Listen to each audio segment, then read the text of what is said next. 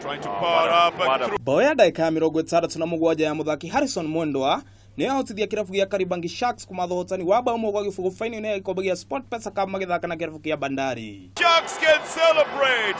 It's just one through ball that comes from Gucanio no ĩrĩa yuma irafu igĩrĩ kuma gũkũ bũrũri-inĩ ĩthakĩirwo kĩharo-inĩ kĩa National Stadium town-inĩ ya Dar es Salaam bũrũri-inĩ wa Tanzania.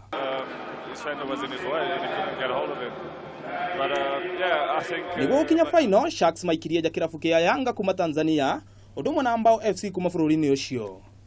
Hatujajutia hata kidogo. Imekuwa finali nzuri, imekuwa experience nzuri kwa vijana wangu. Tunaenda nyumbani tukiwa na vichwa juu kwa sababu timu yote kati ya Sharks na Bandari ilikuwa na uwezo wa kushinda. Ukiangalia on paper ama hata katika performance, Kariobangi hawajafungwa nyumbani kwenye ligi kuu, sisi hatujafungwa. Na nadhani wanatumia vijana chipukizi, tutatumia vijana chipukizi. So nadhani imekuwa ni fair results. Tuna congratulate Kariobangi Sharks. Tunajipanga, hii hatuwezi kuweka kichwa chini ili lazima safari iendelee. Shukrani. Imekuwa kazi tuseme rahisi wala ngumu, lakini pia ni kwa majaliwa ya Mola. Amechangia pakubwa na vijana pia wakafanya kazi nzuri.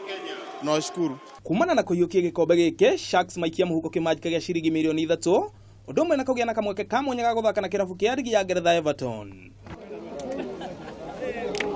Ngucanio-inĩ ya gwathana banya na 3 kĩrafu gĩa Simba makunĩkire Mbao FC na bao 5-3 kwĩcokera mĩkwanjo ya penalty ngucanio-inĩ kiuma kabati ya gĩbũgũ ndagĩka-inĩ cia referee. And Simba will have won the third place of the third edition of the Handũ-inĩ ha metha ya mathako ya Kameme TV rĩtwa rĩakwa nĩ Ng'ang'a wa Nyokabi.